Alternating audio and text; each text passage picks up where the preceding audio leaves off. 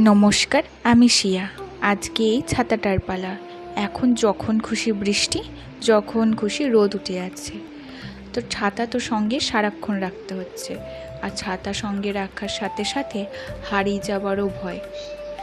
তাই আমার ছাতাকে আমি হাত কলকায় নতুন রূপ দিচ্ছি। ছাতা অনেক রঙের হয়, অনেক ডিজাইনেরও হতে পারে, কিন্তু হাত কলকার তো সহজে পাওয়া যাবে না। তার ছাতা হারানোর ভয়টা একটু হলেও কমে যাবে। আমার ছাতাতে বেশি ডিজাইন করাটা ঠিক পছন্দ হলো না। হালকা ডিজাইনেই ছাতাটাকে আমি নতুন রূপ দিলাম। হালকা ডিজাইনেই ছাতাটা অনেক সুন্দর লাগছিল আমার কাছে। তোমাদের কেমন লাগলো ছাতার নতুন লুকটা আমাকে কমেন্টে জানিও। আর দেখা হচ্ছে নেক্সট ভিডিওতে খুব তাড়াতাড়ি।